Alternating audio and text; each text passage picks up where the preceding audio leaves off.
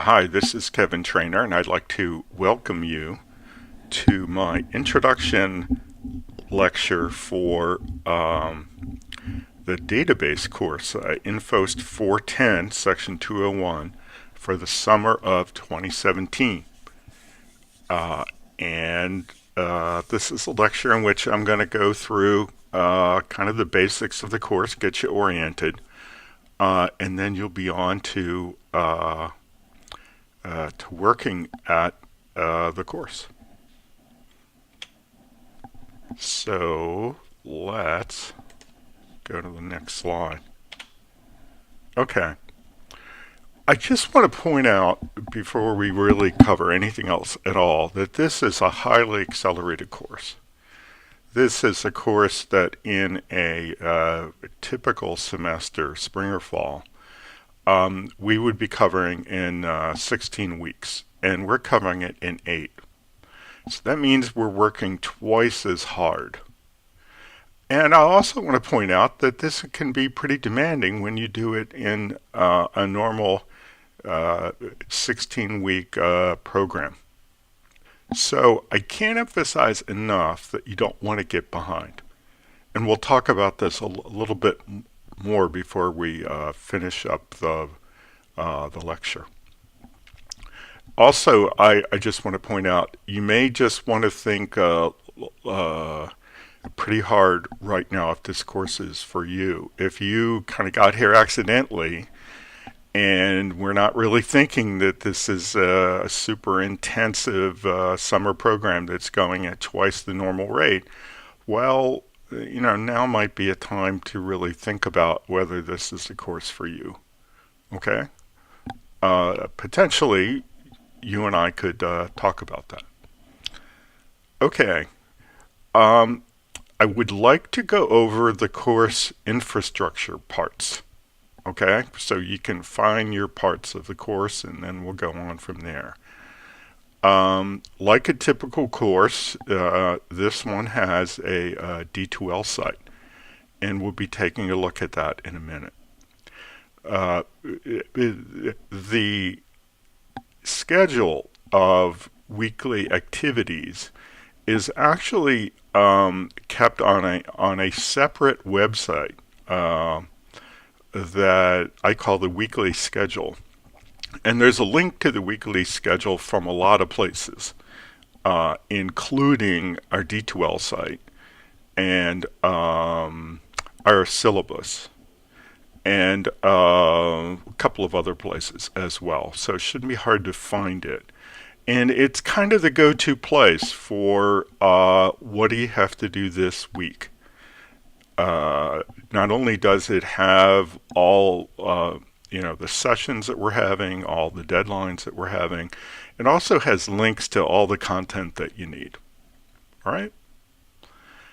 I'm going to be talking about a special feature that I have for the course. It's called online office hours / lab sessions.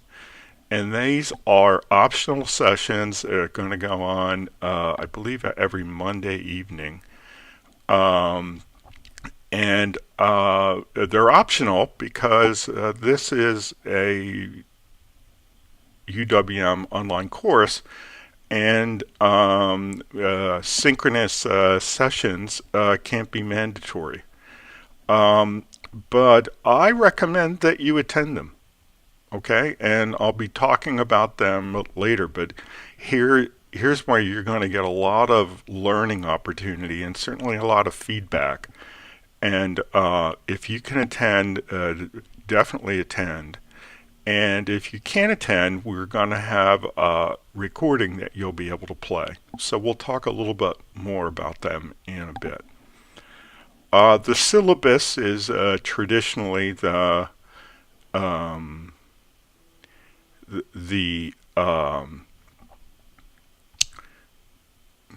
kind of the go-to place for what the rules of the road are for the course. And so I'm going to walk you through the syllabus over the course of the lecture, and it is sort of a good opportunity to go through and kind of head off maybe some of the questions that you have about the course and um, the rules of the course and all that kind of stuff.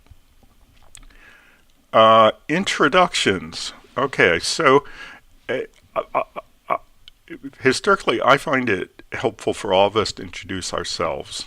Um, in this kind of a course format, I do it here on the recording, and you guys do it on a forum post.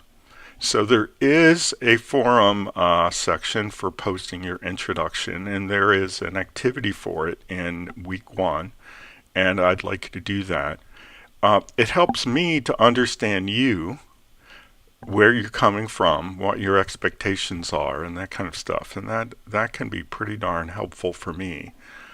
Um, and it also creates a sense of a community amongst the students. And this is, even though this is an online course, I think we can really develop a pretty good sense of community.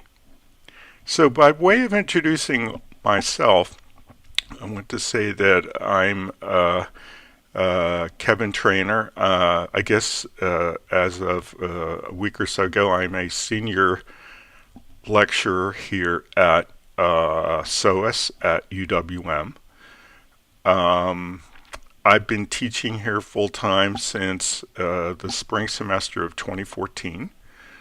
I typically teach about 4 courses in the fall and the spring, and when I can, I teach a course in the summer. And I think this is maybe the 3rd time I'm teaching this database course in the summer, so it's one of my favorites to teach in the summer, although I have taught it during the regular semester. I've been an instructor and an IT person for a long time, so I've been an instructor for over 15 years. I've been an IT person since the 1970s, so 40 years. So I've been doing this a long time. I've played a lot of different roles in the kind of IT world, including I've been a programmer trainee. I've been a programmer. I've been a systems analyst. I've been a project manager. I've been a systems architect. I've been really just about everything. Plus, I've been an executive for an IT consulting firm. I did that for a long time. I was also part of an IT training firm, just another part of the same firm. So I've been around this a long time. The subject of the course, which is relational databases, in particular relational databases that use the SQL query language, I've been using these things since the beginning. So these things, there certainly were relational databases around in the 1970s and early 1980s. But over the course of the 1980s, relational databases really came into their own. And I was pretty well involved with that. And I've been a user of relational databases for a long time. And I've known the SQL query language for 35 years, whatever it is, long time. And I use it now. So I still do systems development, and these days the data stores that we use, kind of the default kind of go-to data store is a relational database. So I still use all this stuff. I like it. I have a lot of insights into it that I hope to be able to share with you. Okay, so let's back up here and let's look at a couple of things. let's look at the course infrastructure a little bit. So I'm going to pull over in front of my window here. I'm going to pull over another browser that's already on our D2L site. Okay, and here we're on kind of the landing page for the D2L site where we have the news. And here's a welcome message that I posted within the week to introduce everybody to the class, to give you a link to the weekly schedule, to tell you what kind of things that I was hoping that you would get done. For instance, I wanted you to read the syllabus, get a copy of the textbook, install the MySQL software, because that's the product we're going to be using, do the readings for week 1, and post a self-introduction to the appropriate forum. Okay, and I still want you to do all those things. There's plenty of time to do them. We just need to get them all done by the end of the week. All right.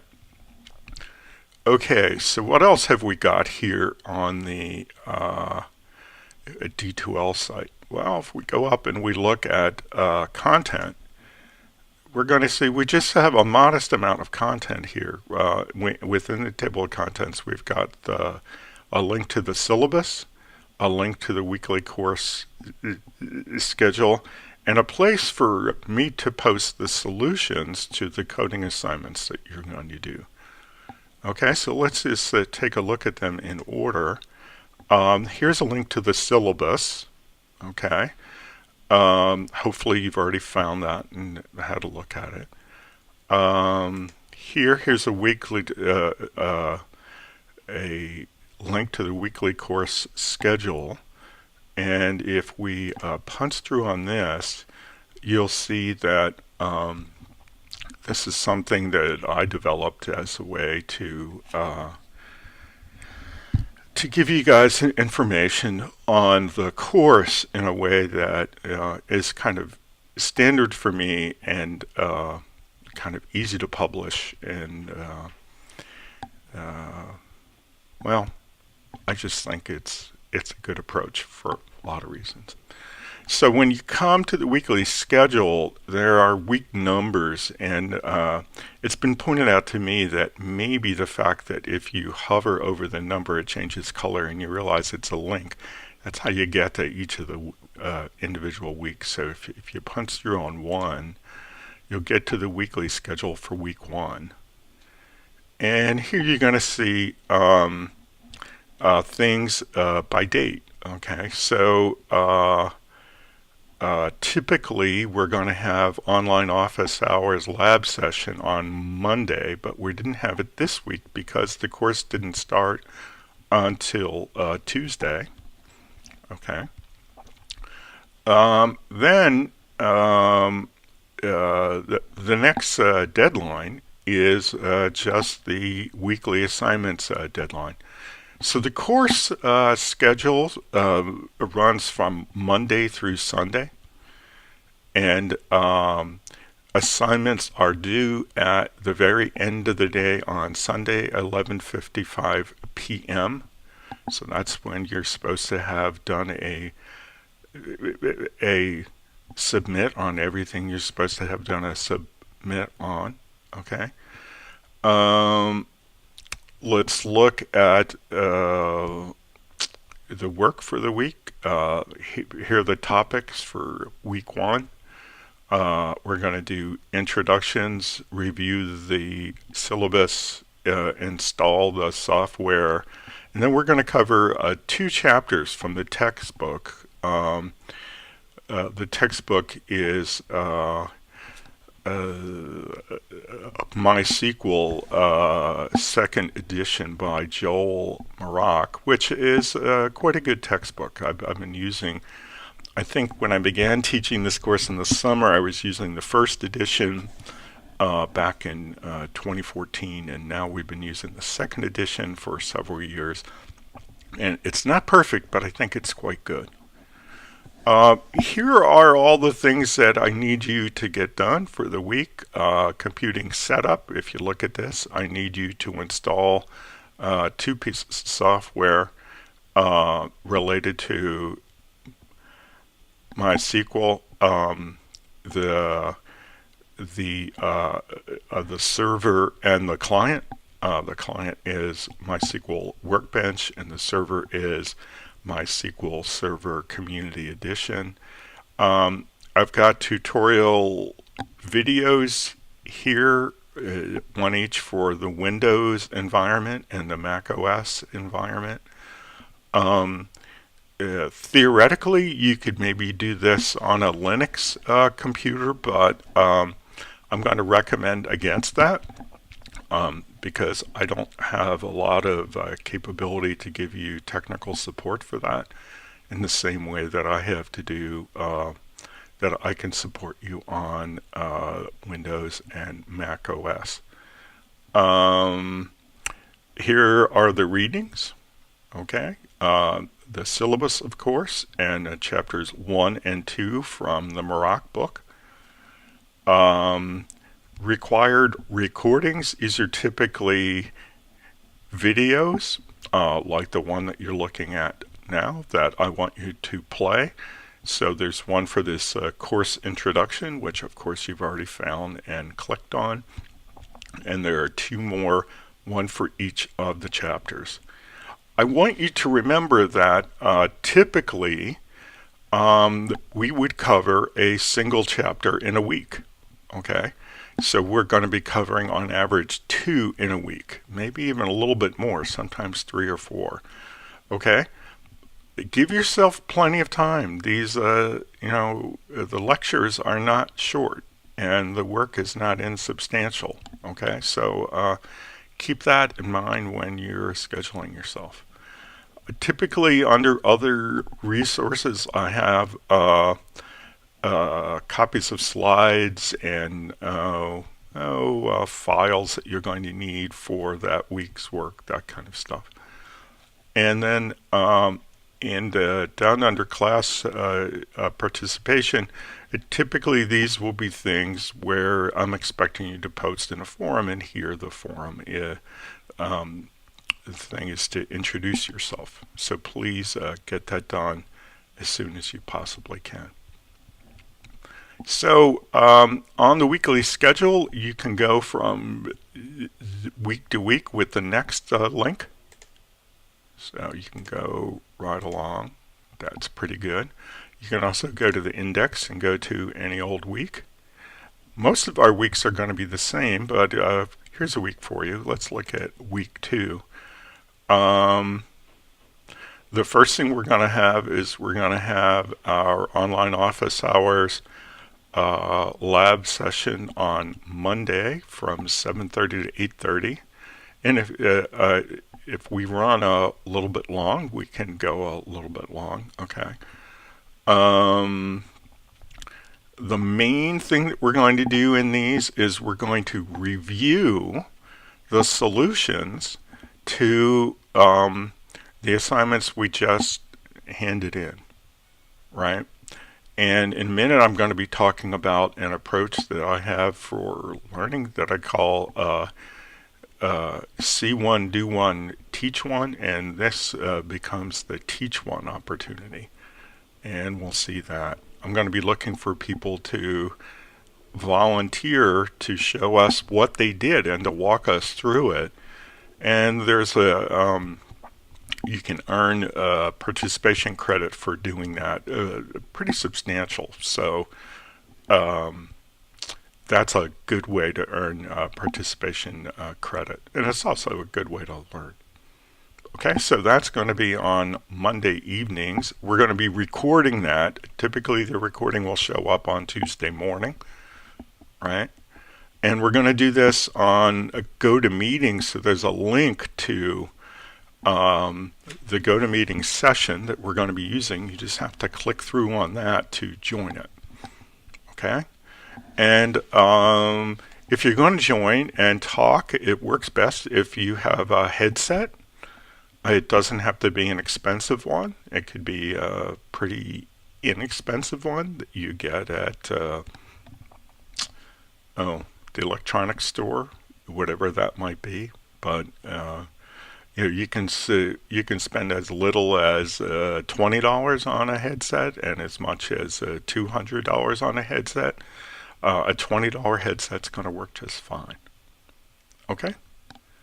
And here you see we're getting into, in week 2, we're getting into, we're doing chapters 3 and 4. Now this is where we begin the hands-on. Okay. And of course, you're expected to hand in the exercises for 3 and 4 by the end of the week. And I'm going to be talking a little bit about my see one, do one, teach one approach in a minute, but one of the things is I want to make sure that you've had a good opportunity to see me demonstrate the skill before you have to do it. That's as we jump from see one to do one. Okay. So for most of the assignments that you have, there's a tutorial video or two that kind of shows you what I'm expecting you to do with me doing it. Now, typically the stuff that I demo are similar exercises, not the same ones that you're going to do. Okay, but it's the same skill. All right, and it's a really important part of the learning approach that we have. There's a grading rubric for each of the assignments. It's the same one. Okay, and if we go through, you'll see how that works. And we'll talk about that in another couple of minutes. Okay, so that's a typical week. The last week is going to be different. So let's go out and take a look at the last week of the course. Week 8. We're not covering any material in week 8 because there's a final project that is due on Saturday night. So the semester is over on Saturday rather than on Sunday. That's a little different. And there's going to be a project to do. I don't have the instructions up yet, but they will be up soon. I say July 1st here, but that's pessimistic. I should have them up within a week or so. And this is a little database project that you do based upon a logical design for the database that I give you. And it's for a small business called Wilma's Wild Wisconsin, which is a little kayaking and canoeing business that I invented. And you really are going to do the project kind of from soup to nuts. Okay, and when you're done, you should have really practiced every skill that you have to be able to build a little project for yourself when you need to do that. And that's where I really want to leave you at the end of the course. Okay, so that's the schedule. All right, so we're going to back up a bit here from there. Let's go back to the D2L. Okay, so here we're on the D2L. That's the schedule. The other thing is, as soon as the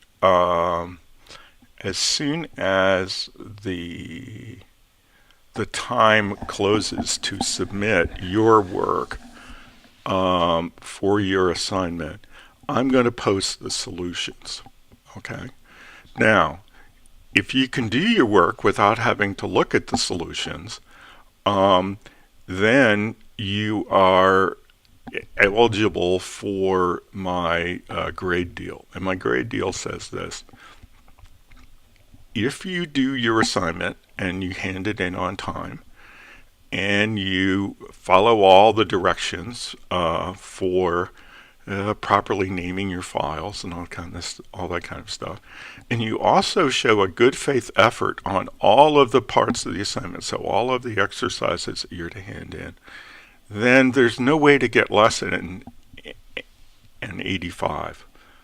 Now, why do I do this? Well, I do this because it is the reviewing of the solutions that we're going to do in our online office hours lab sessions. It's the reviewing of them that's going to allow you to really learn. And it's really only going to work if you've already done them. Okay? If in fact you watch us review the solutions and then you go do them yourself, you'll learn something, but really only a fraction of whether you of what you will have learned if you struggled to do it from scratch. Okay, so if you wait and take a look at the solutions before you try yours, then you can't score any more than 84. If you hand it in on time and do a good faith effort, well, then you'll get at least an 85 and possibly 100 if you get all the parts of it right. And in addition to reviewing these on these online office hours lab sessions, you're going to be able to go here and download the solutions as soon as the deadline for the assignment closes. And as I say in each of the solutions, please do not publish the solutions because, well, number one, it's rude, and number two, you're really ruining a learning opportunity for people who come after you. Okay, so that's that. We'll probably have another thing or two on the D2L, but that's not up yet. The discussions. Okay, let's see. There's the introduce yourself, and 10 of you have already posted. That's great. MySQL software issues. I see that 4 people have posted, and what's interesting here is that even though I subscribe to the forum to say that I should get an email every time somebody posts, I have not seen the post yet. So my old friend D2L has let me down. I'll be in here later today to comment on these. And then we have an open discussion. And again, I subscribe to all these, and I don't have a peep out of my buddy D2L. So that's a big disappointment. All right, so those are the places where you can contribute to your participation grade by posting. I also want to point out that this is a good way to learn and to support each other. So, we're not only here to earn credit, we're here to have an experience that's valuable. Okay, so that's that. Quizzes. There aren't any. There aren't any quizzes, and there isn't a final exam. And why is that? Well, that's a very important part of the design that I have for the course. I want you to be able to do this, okay? I don't want you to be able to parrot back things from the textbook. I want you to be able actually to do it. So the final project is doing. It's all doing, okay? So think about that when you're trying to allocate your time. So that's that. That's that whole thing right there. Okay? So that's the D2L and the weekly schedule. I wanted to point out one more thing about the weekly schedule that I remind you every time I post a change to it. So let's go back to content and punch through on the weekly schedule. I created this application, and it's really a pretty straightforward website that I generate with XML tools. for those of you who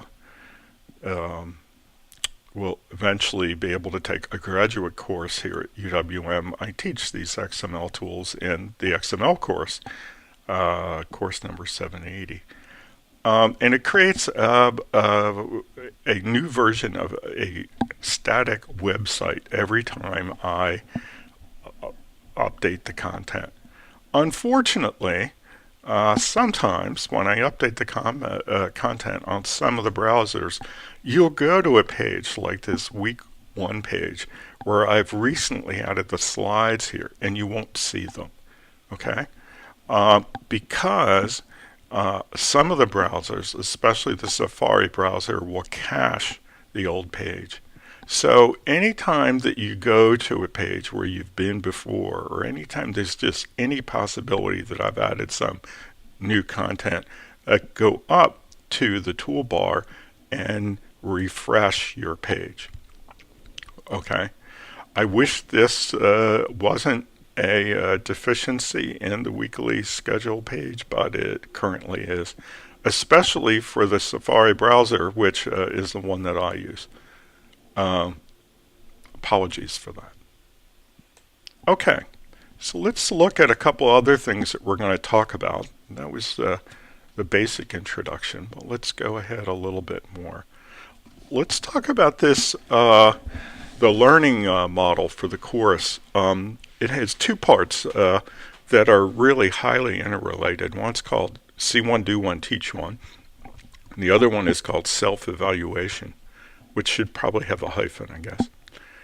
So See One, Do One, Teach One is an approach to training highly skilled practitioners that they use in teaching surgeons. And how did I learn about it? I actually learned about it from watching the TV show Grey's Anatomy. And I've learned a lot of things from fiction, oddly enough. And then I went and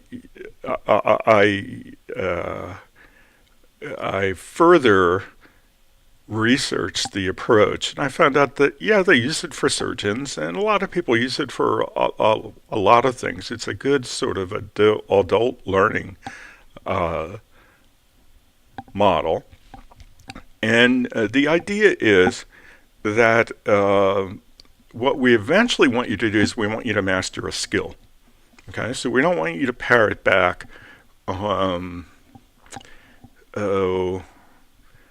facts about whatever we're learning. We want you to do. Okay, it's important to know, and it's hard to do without knowing. But what we really want you to be, the thing that we really want to measure and we really care about is your ability to do. First, before we expect you to do one on your own, we're going to demonstrate one for you, and that's the C one. Then you're going to do one on your own. That's typically the exercise that you'll be doing for the week. Okay? Now, a teach one really has to do with the way they do things for surgeons in teaching hospitals. The idea is that as a surgeon, you're expected to go work in a teaching hospital as well, and you know that you've completely mastered a skill when you're in the position to teach one. Well, that's not fully the expectation of things in our program here at SOAS, but I've got to say that it's an aspiration that you might want to take on for yourself, because to the extent that you can review a skill well enough to teach it to another person, it really takes a mastery of that skill that's really the top level mastery, right? So in our course, the C1 is going to be the tutorial video that I put together for each of the assignments that we have, the exercises. I think except for one, there's a tutorial video for you to watch before you do the exercise, if you want to watch it. That's the C1. Then when you do the exercises yourself and you hand them in, that's your do one. And then anytime we talk about this, when I asked you to present your solution to the class during these online office hours lab session, or any time that you have the opportunity to help a fellow person in your class when they're having a problem, it's your opportunity to teach one. And when you get to the point where you can teach one, you've really mastered it. And that's an aspiration that I have for you guys that I would hope you would have for yourself. The next thing is that this course, and really all of my coding courses, they're really geared towards self-evaluation, okay? You will get assignments back from me and they'll be graded. But by the time you get them, you should just be checking your self-evaluation of how you did it against the way I evaluated it. It shouldn't be very different. Right? There should be no surprises because the learning really goes on in the following way. First of all, in all these kind of coding things, right, we're trying to get you to the point where you can be a coder, you can be a productive member of an IT team, okay? So you're going to have to make sure that things are right before you give them to people.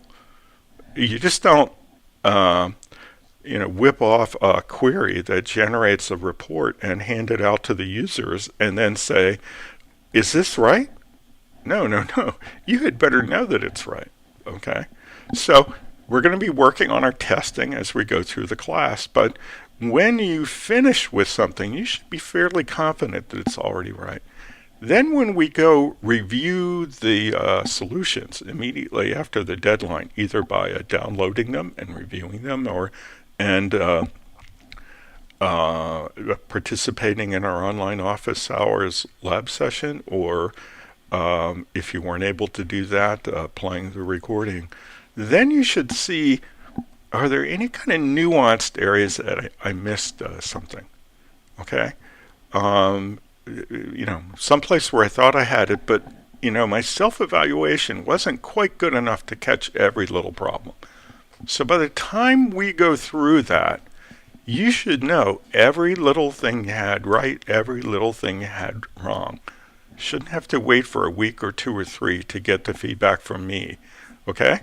That's kind of nice to go through and say, well, geez, I thought I got about a 91 on that, and he gave me a 90.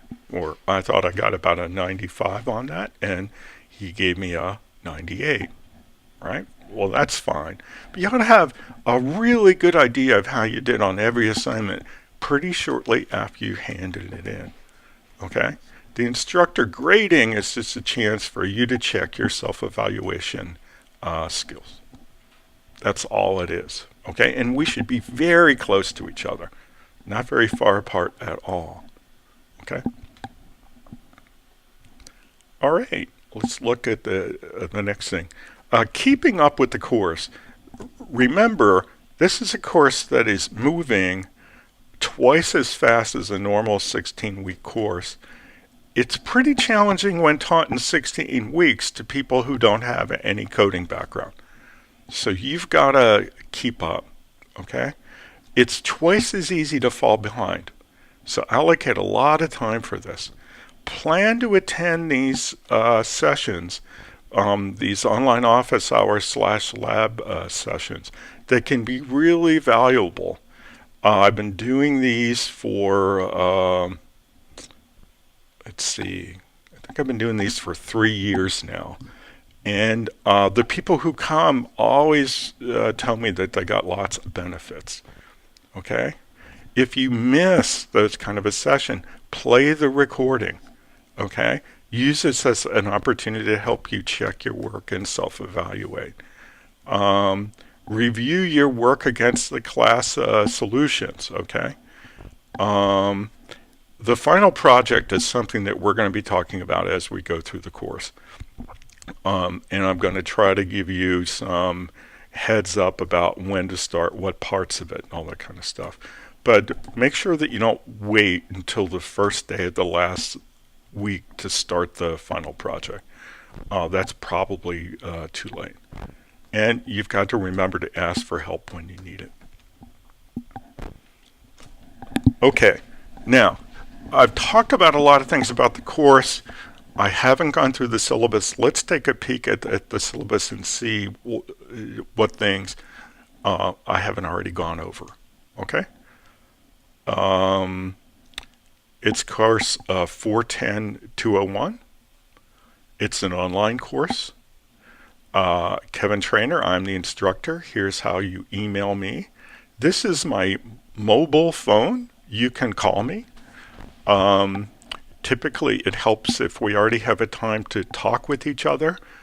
One of the things that I do a lot is when students need help, we set up some kind of lab session, like our, let's go back to contacting me. The easiest way to contact me is by email. We can talk on the phone, or we can actually talk using the GoToMeeting platform. Now, let's just talk about what can happen on the GoToMeeting platform. On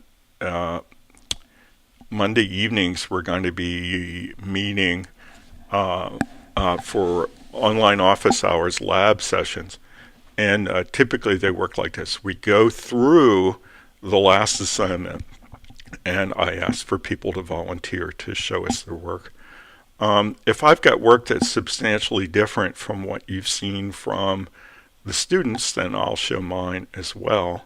And we'll kind of talk through what the right answer was, what kind of problems people had along the way, what maybe some alternative answers are. We typically get people who did things slightly differently, and they want to know, is that okay? Is that potentially better? Is that potentially worse? So we talk through all those things. Then the second thing I go through is I just have some time for people who are having problems with the next assignment to kind of talk them through with me. Okay, and sometimes we can go on for a while, but it's really a good opportunity, to see what, to get help with the problem that you might be having, or just to see what the issues are for people in the class. Now, we typically have enough time to help everybody during the hour or a little bit more than that I allocate to the weekly session. But there are times when people need more help than that. And I've arranged for people to have individual sessions with me on the GoToMeeting, and we have worked through their problems. And I invite you to do that. Okay? What we usually do is we arrange that via email before we do it. All right? In this course, we're going to learn about relational databases and SQL. We're using the MySQL relational database tools for two reasons. One is that they're used very extensively, and two, they're free. Okay? I'm having you install a copy of the tools on your computer because once you've been able to do that, that's a skill that you have forever. Okay? So when you're out of the class, when you're out of the program, when you're wherever, and you need to be able to work with these tools, you already know how to install them on your own machine. Okay? The text is it's called Marock's MySQL, second edition by Joel Marock. I think it's a great text. I really like it a lot. It's not perfect, and I'll kind of tell you where I think it's not perfect on the way along, but it's good to learn from. It's good to have as a reference. That's all pretty good stuff. It's available as both a printed text and as an electronic text. I've got them both. I like them both. I always like the printed one because I can get to the point that I like, the point that I'm looking for easily. During the semesters when I'm traveling up to Milwaukee, I don't like to carry that big book with me every day, so I'm glad to have my electronic copy that I read on my iPad. So you're going to have to decide which one works for you. They're both reasonably affordable, so I'd expect you to get your own copy. The software, I've got a lot of information here about the software, but we are essentially installing a MySQL server and a client that we're going to be doing our work in. The client is called MySQL Workbench. So we'll have both the client and the server sides of a client-server application on our own machine. So you're going to have your own little environment on your own PC.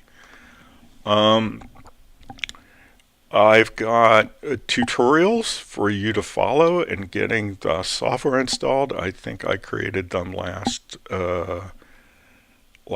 spring. I forget exactly when I created them. Yeah, probably less than a year ago. Things change, and as I say in the tutorials, generally speaking, you should opt for the most recent version of everything and hope for the best. There are sometimes I've had a situation on the Mac where the most recent version of everything doesn't seem to work that well, and we've got to back off a couple of versions. But I know that as recently as a month ago, I had students telling me that both on the Mac and on the Windows, they'd installed the most recent version of everything and it had worked just fine, which is actually a better situation than we were in on the Mac, at least about a half a year before that. So there's no alternative to diving in on this. There are instructions in the back of the textbook. There's the tutorial. And then, of course, when you go to the sites to download the software, they all have installation instructions too. I think you ought to be able to do it by watching the tutorial and then going and doing it. But feel free to use, whatever resources you think are appropriate. The course topics are just a list of topics from the text. We don't use all the text.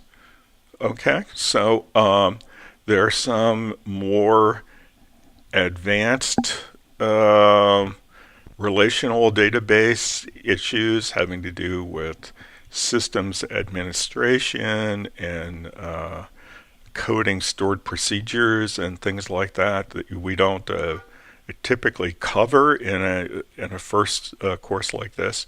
So we're covering the normal things that you would cover in a course like this. The objectives, I think, are kind of interesting to talk about. We want you to identify the advantages of relational databases over conventional files and spreadsheets. Okay?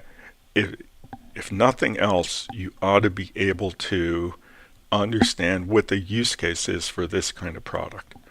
We want you to be able to code SQL queries of all kinds. We want you to be able to design a non-trivial relational database. We want you to be able to create a database using the part of SQL called the DDL, the data definition language. That's what we use to set up a new database. It's a pretty good list of things we'd like you to be able to do there. I've already been through the schedule and where to find it. Here's another link to the schedule. Okay. The estimated workload. I think this is pretty accurate. I think it's about 160 hours. It's about 10 hours a week. That would mean it'd be about 20 hours a week to get this done right now. So that's a combination of reading, playing all the videos, doing all the work, coming to online office hours, all those kinds of things. That's what it would add up to be.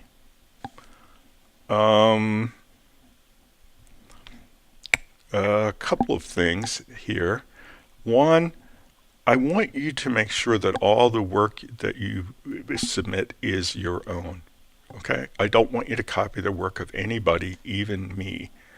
So that means that even if you decide that you're going to wait to see the solutions before you hand in yours, which means that you're not going to score any higher than 84, you can't just copy them. You can look at them, you can refer to them, but you have to type in your own solutions, okay, at a minimum. And if you're trying to get help from me, or you're trying to get help from your classmates, certainly show us your code, listen to things that we suggest, but we're going to expect you in the end to write your own code. Don't be expecting to get our code and copy it, okay? If you don't feel that you can do that yet, then you ought to be trying to focus on that issue and trying to get some help from me.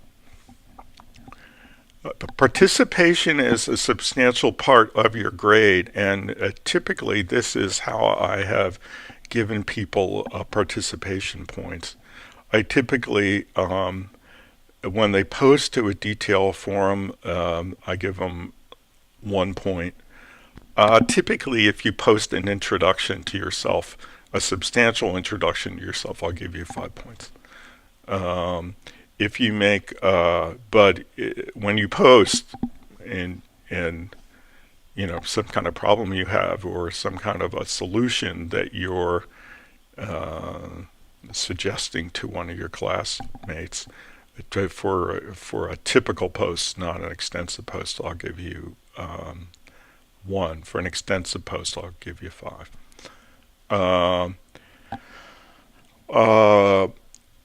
If you come to the online office hours lab session and you contribute, you speak, you raise your hand and I will call on you and you have a question or an observation, then you earn a point. If you volunteer to review your solution, you earn 5. The biggest thing to earn participation points is to come to online office hours and to volunteer. But certainly you can get plenty of points just through the forums if you can't make it to online office hours. What I tend to do is I get to the end of the semester and I look at all these points and I kind of grade them on the curve, right? So if you don't have any participation at all, you're going to get a very low grade.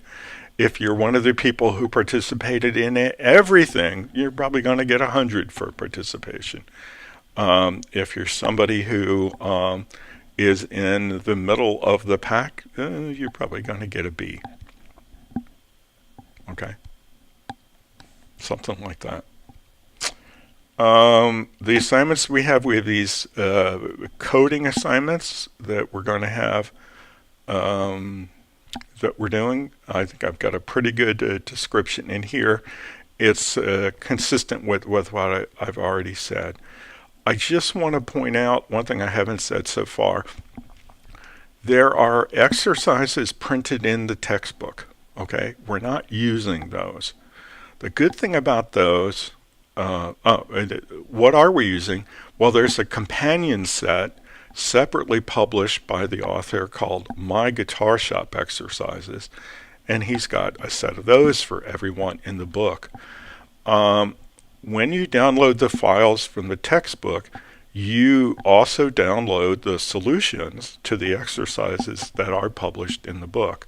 So you can use those for practice. You can actually see what the official solutions to those are. Okay? The My Guitar Shop ones, you're going to have to do on your own. Okay? So those are the ones that we're doing. But you can use the ones printed in the textbook as some kind of a guide.